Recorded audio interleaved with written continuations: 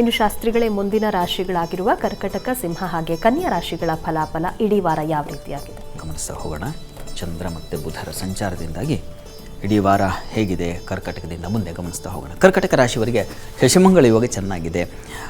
ಚಂದ್ರ ದ್ವಿತೀಯ ಸ್ಥಾನಕ್ಕೂ ಸಂಚರಿಸ್ತಾನೆ ಈ ವಾರದಲ್ಲಿ. ಹೀಗಾಗಿ ಇಲ್ಲಿ ಮಾಂದಿಯೂ ಇದೆ, ಸ್ವಲ್ಪ ಎಚ್ಚರಿಕೆ ಇರಬೇಕು. ಚೆನ್ನಾಗಿದೆ, ಸ್ವಲ್ಪ ಎಚ್ಚರವೂ ಬೇಕು ಅನ್ನೋದನ್ನು ಹೇಳ್ತಾ ಇದೆ. ಆರೋಗ್ಯದಲ್ಲಿ ಚೇತರಿಕೆ ಆಗುತ್ತೆ, ದೇಹಬಲ ಸ್ವಲ್ಪ ಸದೃಢವಾಗುತ್ತೆ, ಚೆನ್ನಾಗಿದೆ. ಸಿಹಿ ಪದಾರ್ಥ ಕ್ಷೇತ್ರದಲ್ಲಿ ಲಾಭ ಚೆನ್ನಾಗಿದೆ. ಹೋಟೆಲ್ಲು, ಜ್ಯೂಸು, ಎಳನೀರು ಇಂಥ ಕ್ಷೇತ್ರಗಳು, ಸಹಜವಾಗಿ ಬಿಸಿಲೂ ಇದೆ.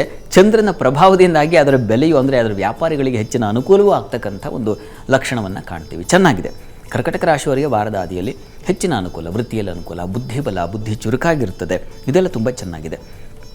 ಗುರು ಲಾಭದಲ್ಲಿರೋದ್ರಿಂದಾಗಿ ಯಾವುದೇ ವ್ಯವಹಾರಗಳಿಗೆ ಲಾಭ ಸಿಗ್ತದೆ. ಹಿರಿಯರಿಂದ, ಗುರು ಸಮಾನರಿಂದ ವಿಶೇಷವಾದ ಅನುಕೂಲ ಮತ್ತು ಸಲಹೆಗಳು ಸಿಗ್ತಕ್ಕಂಥದ್ದು, ಇದೆಲ್ಲ ತುಂಬ ಚೆನ್ನಾಗಿದೆ. ಹೀಗಾಗಿ ಚೆನ್ನಾಗಿದೆ ವಾರದ ಆದಿಯಲ್ಲಿ. ಚಂದ್ರ ನೋಡಿ, ಮಂಗಳವಾರದ ಮಟ್ಟಿಗೆ ಸ್ವಲ್ಪ ಹುಷಾರಾಗಿರಬೇಕು. ಸ್ತ್ರೀಯರು ಮಾತಾಡಿ ಹಣಕಾಸಿನ ವ್ಯವಹಾರಗಳಲ್ಲಿ, ಕುಟುಂಬ ವ್ಯವಹಾರಗಳಲ್ಲಿ ಸ್ವಲ್ಪ ತೊಂದರೆಗೊಳ್ಪಡ್ತೀರಾ, ಒಂದು ಅಪಮಾನಕ್ಕೆ ಸಿಕ್ಕಾಕೊಳ್ತೀರಾ, ಹೇಳಿ ಅವ್ರ ಹತ್ರ ಅನ್ನಿಸ್ಕೊಂಡ್ಬಿಡ್ತಕ್ಕಂಥದ್ದು, ಇಂಥದ್ದು ಒಂದು ಸಂದರ್ಭ ಇದೆ. ಹೀಗಾಗಿ ಕರ್ಕಟಕ ರಾಶಿಯ ಸ್ತ್ರೀಯರು ಈ ಒಂದು ಸಂದರ್ಭದಲ್ಲಿ ಬಹಳ ಹುಷಾರು, ಅದನ್ನು ನೀವು ನೋಟ್ ಮಾಡ್ಕೋಬೇಕಾಗತ್ತೆ.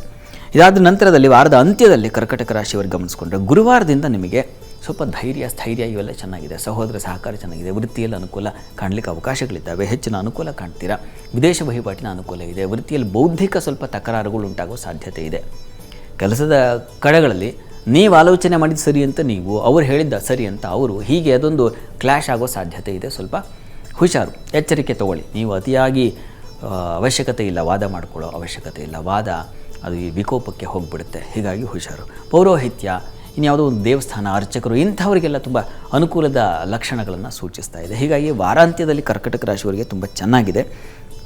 ಮುಖ್ಯವಾಗಿ ಔಷಧ ವ್ಯಾಪಾರ, ಯಾಕಂದರೆ ಕರ್ಮಸ್ಥಾನದಲ್ಲಿ ಗಮನಿಸ್ಕೊಂಡಾಗ ರವಿ ಬುಧಾದಿತ್ಯ ಯೋಗ ಅಲ್ಲಿ ಏರ್ಪಾಡಾಗಿದೆ.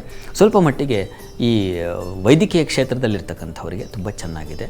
ಈ ರಾಜಕಾರಣದಲ್ಲಿರ್ತಕ್ಕಂಥವ್ರಿಗೂ ಕೂಡ ತುಂಬ ಚೆನ್ನಾಗಿದೆ. ಧನಾಧಿಪತಿಯವನು, ಹೀಗಾಗಿ ಧನಲಾಭ, ವ್ಯವಹಾರದ ವಹಿವಾಟಿನ ಅನುಕೂಲಗಳು, ಅಥವಾ ನೀವೇನೋ ಸಹಾಯ ಮಾಡಿದ ಜನರಿಗೆ ಸಹಾಯ ಮಾಡಿರ್ತಕ್ಕಂಥದ್ದು, ನೆನೆಸ್ಕೊಳ್ತಕ್ಕಂಥದ್ದು ಜನ, ಈ ಥರದ್ದೆಲ್ಲ ಒಂದು ಪ್ರಶಂಸೆ, ಗೌರವ, ಪ್ರತಿಷ್ಠೆ ಅಂತೀವಲ್ಲ, ಇದೆಲ್ಲವೂ ದಕ್ಕುವಂತಹ ಸಾಧ್ಯತೆ ಕೂಡ ಇದೆ ಕರ್ಕಟಕ ರಾಶಿಯವರಿಗೆ ವಾರದ ಅಂತ್ಯದಲ್ಲಿ. ತುಂಬ ಚೆನ್ನಾಗಿದೆ.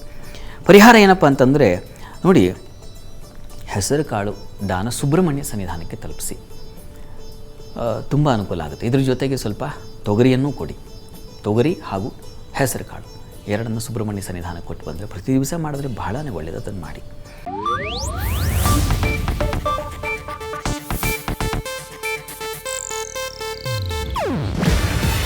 ಇದು ಏಷ್ಯಾನೆಟ್ ನ್ಯೂಸ್ ನೆಟ್ವರ್ಕ್ ಪ್ರಸ್ತುತಿ.